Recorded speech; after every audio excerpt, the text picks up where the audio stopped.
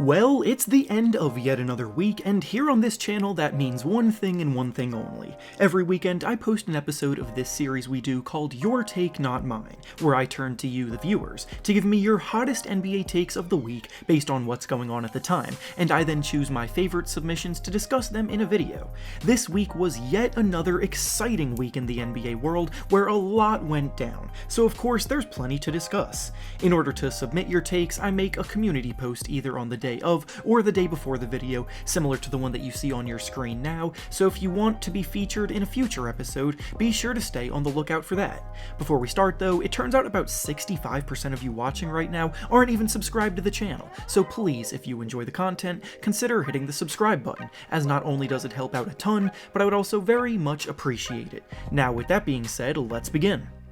The first take we'll be discussing today comes to us from James, and he says that Robert Williams is the young, promising center that the Boston Celtics have been looking for this whole time. So the context for this take is that the Celtics have been playing objectively poor this year, considering the expectations that they had coming into the season, and one of their biggest glaring weaknesses is their interior, where their big men have definitely struggled. At the trade deadline, they traded away Daniel Tice, who had been their starting center for most of the season. And this move then opened up more minutes for Robert Williams. Williams has stepped into the starting lineup, and since then, things have been a little bit better in terms of improving the Celtics defense and operating well alongside the team's stars, but I'm not fully convinced that he's the answer to all of their problems. The biggest reason the Celtics needed improvement from their big men was to handle players like Joel Embiid in the playoffs, in the games that matter,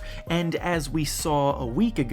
Williams is not ready for that matchup at all. Williams only managed to stay on the court for 13 minutes in that game against the Sixers before he fouled out because the physicality and skill of Embiid proved to be way too much for him. Williams is definitely a nice and versatile player to have in the rotation who brings great energy, but when it comes to matching up with the top players at the position, he's not really there yet. The next take we'll be discussing comes to us from Will, and he says that Miles Turner should be the front-runner for the Defensive Player of the Year award this year because he has some crazy block numbers on the season. This is an argument that I see a lot from people, and of course the average fan is going to gravitate towards the basic counting stats like blocks and steals per game when judging defensive players, but they just don't tell the whole story, and blocking a lot of shots or getting a lot of steals don't automatically make you a great defender. This doesn't mean I think Miles Turner is a bad defender at all, and in this case, he is having a tremendous season on the defensive end, but blocks per game as an argument just isn't a good one. For example, Hassan Whiteside has led the league in blocks in 2 different seasons, and he's really undisciplined, out of control, and even lazy at times as a defender who chases blocks more often than not, which at times works out for him, but other times bites him in the butt. This is why you have to look further than just simply blocks per game or steals per game, because they just aren't a good way to measure how good a player is on defense. The Defensive Player of the Year, more often than not, is a guy who is leading one of the best team defenses in the league, and their impact on the team results in the team as a whole playing great defense. Right now, the 2 favorites for the award this year are Rudy Gobert and Ben Simmons, and for good reason, because, surprise surprise, the Sixers and Jazz are both top 3 defenses in the NBA this season. Their impact on the defensive end goes beyond the box score, and Turner, on the other hand, is leading the Pacers to a defense not even ranked in the top 10 in the league right now. Nobody's saying that Turner hasn't had a great year on defense this year, but just not Defensive Player of the Year worthy. The next take we'll be discussing comes to us from Aller de Bear, and they say that the Celtics will end up trading either Jayson Tatum or Jaylen Brown this offseason if the Celtics suffer an early playoff exit. Now, as a Sixers fan, I've seen these kind of reports plenty of times and have grown all too familiar with them. When a team comes into a season with a set of expectations and fails to live up to said expectations, the media will tend to look at the leaders and stars members of a team and try to split them up. It happened with the Sixers last year when they lost in the first round, ironically enough against the Celtics, where people deemed dead set on the team having to trade either Joel Embiid or Ben Simmons. The thing is though, a lot of media members and fans just aren't very rational when it comes to these kind of situations, and as we're seeing with the Sixers now, being one of the best teams in the East, Simmons and Embiid were clearly never the problem, and you don't just trade away star players when the team has a bad year.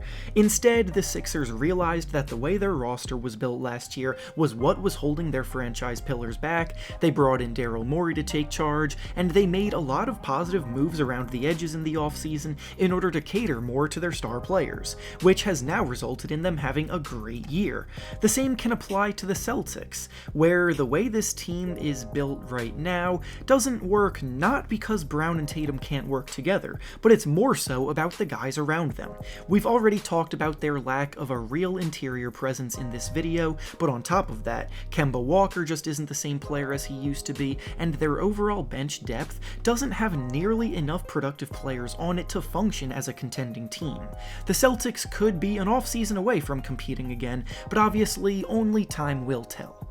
And now, the final take we'll be discussing today comes to us from Give 'em a Manual, and they say that Aleksej Pokusevski has the highest ceiling of any rookie in the NBA right now. Over the last few days, the Poku hype has reached all-time high levels, and it's not surprising why either. To fill in those of you who don't know who he is, Poku is a rookie on the Oklahoma City Thunder who stands at 7 feet tall but plays the game like a guard. He's a comfortable ball handler, he creates his own offense, he shoots from the perimeter, and because of all of this, naturally, he's been called the next unicorn by many fans. On the year, as a whole, he hasn't really been all that great, only posting averages of 8 points per game while shooting a pretty poor 34% from the field and 29% from 3. But over his last 6 games, he's started to look really comfortable, and as a result, fans have taken note, hence this take. In the last 6 games in that stretch, he's doubled his scoring average, putting up about 17 points per game, and most notably of all, he's been shooting lights out in that span, making 43% of his threes. Obviously, that's not the biggest sample size, but for a 19-year-old rookie, you love to see steady improvement as the year progresses, and the glimpses of greatness are definitely there. He has an incredibly unique skill set for a 7-footer, and could prove to be an unbelievable talent, but going back to the original take, I'm not quite sure I'm ready to anoint him as the biggest star with the most potential in the class. He could be really good, but there are so many possible outcomes regarding what he actually becomes as a player in the future that I just can't actually fully agree yet. And with that being said, that's all I have for you today. Make sure to like the video, subscribe to the channel, and comment down below what you think about the takes discussed. Thanks for watching, and I'll see you all next time.